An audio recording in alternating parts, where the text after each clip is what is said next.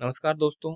आज हम इस वीडियो में बात कर रहे हैं मुख्यमंत्री शिक्षित राजस्थान अभियान के तहत जो 2025-26 की अकादमिक कार्य योजना है, उसके तहत हमें एफएलएन, सीसीई, सीबीए और ओआरएफ के क्रियान्वयन हेतु कार्यालय निदेशक माध्यमिक शिक्षा विभाग द्वारा आज एक परिपत्र जारी किया गया है। इसमें हम देखेंगे कि एफएलएन जो संख्यात्मक ज्ञान है, सीसीई सतत और व्यापक मूल्यांकन, सीबीए जो बेसलाइन असेसमेंट है, ओआरएफ जो ओरल रीडिंग फ्लुएंस है, इन्हें किस प्रकार हमें क्रियान्वयन करना है, कौन कौन सी क्लासों के ये लेने हैं हमें और कब कब लेने हैं, ये हम इस वीडियो में देखेंगे। सबसे पहले अगर हम बात करें आधार रेखा मूल्यांकन जो है असेसमेंट, बेसलाइन असेसमेंट जो है या पदस्थापन की प्रक्रिया, ये सत्र आरंभ में बच्चों के साथ पूर्व की कक्षा के कार्यों का दोहराव कार्य कराने के पश्चात एक व्यापक कार्यपत्रक प्रश्न पत्र द्वारा बच्चों का आकलन किया जाएगा। कार्य विवरण पदस्थापन जो पिछली कक्षा से हमारे पास आए हैं, लक्षित समूह विगत कक्षा के सभी विद्यार्थी 1 से 5 तक। संभावित जो टाइमलाइन है जो हमें कार्य करना है वो जुलाई माह में ही करना है। सहायक स्रोत प्रारूपिक परिशिष्ट और उत्तरदायित्व जो है संबंधित विषयाध्यापक द्वारा किया जाना है। आधार रेखा मूल्यांकन जो है वो केवल नव प्रवेशित विद्यार्थियों द्वारा लेना है जब भी वो हमारे पास प्रवेश ले, क्योंकि 1 से 8 तक प्रवेश पूरे सत्र पर्यंत चलते रहते हैं, इसलिए जब भी वो हमारे पास प्रवेश ले उस समय उनका आधार रेखा मूल्यांकन लिया जाएगा।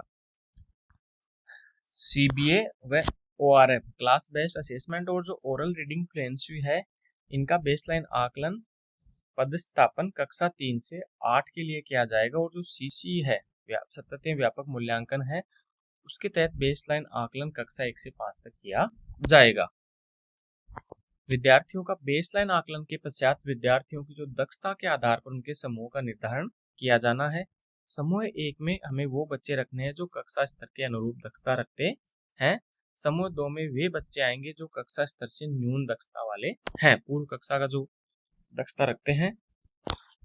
शिक्षक बाल केंद्रित शिक्षण करते हुए गतिविधि आधारित शिक्षण द्वारा समूह 2 के बच्चों के साथ बुनियादी दक्षताओं पर कार्य करते हुए उन्हें समूह 1 में लाने का अधिकतम अभ्यास कार्य करवाया जाएगा। जो बच्चों का हम सतत व्यापक आकलन मूल्यांकन करेंगे उनमें बच्चों की शैक्षिक उपलब्धि को 3 ग्रेड्स ए और बी सी में दर्ज किया जाएगा। ए में वो बच्चे आएंगे जो स्वतंत्र रूप से अपना कार्य कर पाते हैं और उन्हें अपेक्षित स्तर की समझ भी है। बी में वो है जो शिक्षक की सहायता से कार्य कर पाते हैं और मध्यम स्तर की समझ उनमें दक्षता है। सी में वो बच्चे हैं शिक्षक की विशेष सहायता से काम कर पाते हैं और आरंभिक स्तर की उन्हें समझ या दक्षता है। शिक्षण में शिक्षक द्वारा प्रयुक्त की जाने वाली जो सामग्री है उसमें जो हम हमारी अध्यापक योजना डायरी है वो है। उसमें दूसरा है विषयवार, कक्षावार, टर्मवार हमें पाठ्यक्रम का विभाजन कर उसकी पुस्तिका बनानी है। तीसरा है विषयवार, टर्मवार आकलन सूचन अंकन पुस्तिका, चेकलिस्ट भी उसकी तैयार करनी है। वार्षिक आकलन अभिलेख पंजिका भी हमें तैयार करनी है और विद्यार्थी का समग्र प्रगति प्रतिवेदन, होलिस्टिक प्रोग्रेस कार्ड भी उनका तैयार करना है। इसी के साथ हमें बच्चों का एक पोर्टफोलियो फाइल भी तैयार करनी है। यह बच्चे की सृजनात्मकता, मौलिकताएं, शैक्षिक प्रगति का आईना होता है। एक निश्चित अवधि में बच्चे की दैनिक हो सकती है, साप्ताहिक या पाक्षिक शैक्षिक अधिगम उपलब्धि सह शैक्षणिक कार्यों के संचयी साक्ष्य के रूप में विद्यालय के प्रत्येक कक्षा में नामांकित बच्चों के लिए विद्यार्थीवार पोर्टफोलियो फाइल संधारित की जाएगी। पोर्टफोलियो फाइल में है विद्यार्थी का प्रोफाइल पृष्ठ आवश्यक रूप से लगा होना चाहिए, जिस पर बच्चे की विद्यालय की ड्रेस में आकर्षक और नवीनतम फोटो भी लगी हुई होनी चाहिए। इसे बनाने का जो फॉर्मेट है वो इसमें नीचे दिया हुआ है। सबसे पहले विषय हिंदी, अंग्रेजी, गणित, नामांकित कक्षा कौन सी है उसका आधार रेखा मूल्यांकन लिया गया है या पदस्थापन। आधार रेखा में वो बच्चे जो हमारे पास नए आए हैं, पदस्थापन में जो पूर्व से हमारे पास बच्चे हैं। टर्म फर्स्ट में उसे कक्षा अनुरूप था या कक्षा स्तर से न्यून था। टर्म 2 में वो कैसा था, कक्षा अनुरूप है या कक्षा स्तर से न्यून है। और टर्म 3 कक्षा स्तर पर है या कक्षा स्तर से न्यून है। इस प्रकार हमें उसमें एक फॉर्मेट बनाना है। पर्यावरण विषय कक्षा 3 से 5 में कक्षा स्तर के अनुसार ही ग्रेड दर्ज करनी है। पोर्टफोलियो के प्रत्येक पृष्ठ पर अभिभावक के हस्ताक्षर कराते हुए हस्ताक्षरित पत्रक पोर्टफोलियो में संधारित करना है। बच्चों से जो भी हम कार्य पत्रक करवाएंगे, अगर बच्चा उसमें कोई अशुद्धि करता है तो हमें उसे रेखांकित या गोला करते हुए शुद्ध करवाया जाकर सकारात्मक एवं गुणात्मक उस पर टिप्पणी करनी है। बिना टिप्पणी के कोई भी कार्य पत्रक पोर्टफोलियो फाइल में संधारित नहीं किया जाएगा। एक्टिविटी बेस्ड लर्निंग ABL जो किट मिलता है उसके माध्यम से बच्चों को ज़्यादा से ज़्यादा शिक्षण करवाया जाए, क्योंकि बच्चा इसके माध्यम से तेज गति से सीखता है। इस प्रक्रिया की मुख्य आधार मान्यता यह है कि प्रत्येक बच्चा महत्वपूर्ण और प्रत्येक बच्चे के सीखने की अपनी अलग अलग गतियां होती हैं एवं अपना स्तर होता है।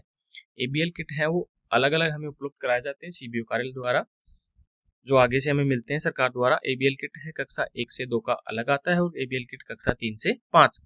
जो ABL किट में हमें सामग्री प्राप्त होती है वो यहाँ आपको दी हुई है और हम स्कूल में भी ये देखते हैं कौन कौन से उसमें हमें सामग्री प्राप्त होती है और किस प्रकार हम उस ABL किट का प्रयोग करवाते हुए बच्चों को अधिक से अधिक सिखा सकते हैं। इस बार कक्षा 1 से 5 में पाठ्यक्रम में काफी बदलाव किए गए हैं। राज्य में कक्षा 1 से 2 एवं कक्षा 3 से 5 के लिए 2025-26 से नई पाठ्य पुस्तकें SCF 2023 की अभ्यासाओं के आधार पर विकसित की गई है तथा इनमें अधिगम प्रतिफल के अनुसार कौशलों पर समझ विकसित करने और पर्याप्त अभ्यास के अवसर प्रदान किए गए हैं। इसके बाद विद्या प्रवेश कार्य पुस्तिका जो हमें उपलब्ध करवा दी गई है कक्षा 1 के लिए, जिसे रेडीनेस नाम दिया गया है। नव प्रवेश कक्षा 1 के विद्यार्थियों हेतु 12 सप्ताहों के लिए स्कूल रेडीनेस कार्य पुस्तिका तैयार कर उपलब्ध हमें करवाई गई है, जिसके अनुसार सहजता के साथ गतिविधि आयोजित करवाते हुए विद्यार्थियों से कार्य करवाया जाना है।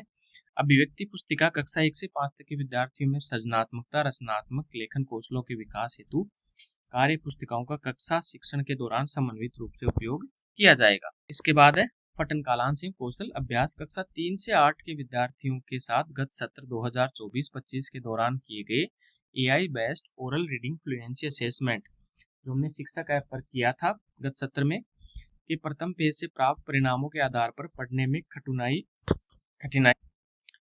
करने वाले विद्यार्थियों के पठन कौशल के विकास हेतु पठन कालांश प्रतिदिन कार्य कराया जाना है।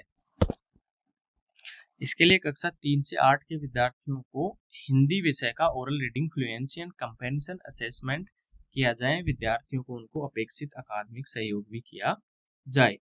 इस सत्र में कक्षा 3 व 6 में अध्ययनरत विद्यार्थियों का ORF बेसलाइन आकलन अगस्त 2025 में राजस्थान शिक्षक ऐप के माध्यम से किया जाएगा। शिविरा पंचांग 2025-26 के अनुसार ORF आकलन कक्षा 3 से 8 के विद्यार्थियों के साथ अक्टूबर माह में किया जाएगा। इसके पश्चात है कार्य पुस्तिका उपचारात्मक शिक्षण हेतु विद्यार्थियों का जो हमने बेसलाइन असेसमेंट लिया था वो ORF के आकलन से प्राप्त दक्षता के स्तर के आधार पर पृथक पृथक समूहों का निर्माण कर 100 दिवस का हमें उपचारात्मक शिक्षण करवाया जाना है। इसके लिए विषयवार कक्षावार अभ्यास पुस्तिकाएं उपलब्ध कराई गई हैं। पहल जो कक्षा 3 में चलती हैं, प्रयास कार्य पुस्तिका कक्षा 4-5, प्रभात 6-7 और प्रखर कक्षा 8 के लिए उपलब्ध करवाई गई। हमें उपचारात्मक शिक्षण करवाते समय कार्य पुस्तिकाओं के साथ साथ ABL किट का उपयोग करते हुए शिक्षण कार्य योजना तैयार कर कार्य किया जाए। इस प्रकार हमें ये सभी कार्य FLN, CCE, ORF और CBA सभी संबंधित कार्य हमें विद्यालय पर दिए हुए समय पर पूर्ण करने हैं।